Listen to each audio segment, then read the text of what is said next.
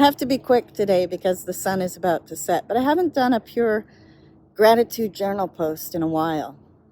And before I set into that, I noticed something when I search for gratitude on Instagram or on YouTube, and that is that I see a lot of posts about manifesting abundance, that $1 million is coming my way. And it seems to me that gratitude has been co-opted by this whole movement of the secret and manifestation. And that's not what gratefulness is about. Gratefulness isn't about the quest for more. It's about the appreciation of what we already have.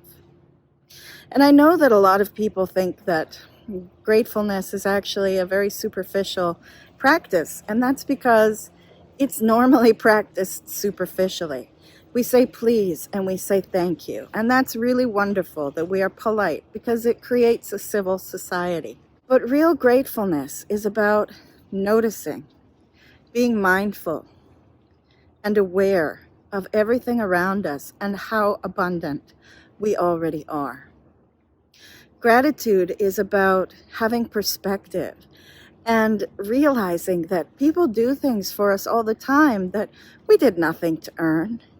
So today, the 3 things for which I'm grateful are, first of all, that I have had such an abundant harvest. It was a difficult year, but I am still grateful for so much that I was able to harvest, to share, and to feed the food bank with as well.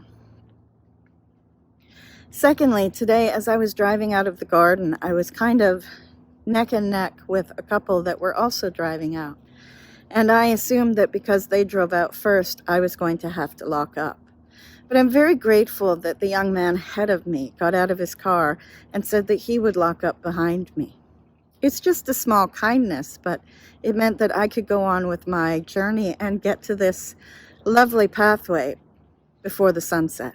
And the third thing for which I'm grateful is that I actually grew Brussels sprouts, something that I've never grown before and I'm not really a particular fan of, but I have discovered that my father likes them.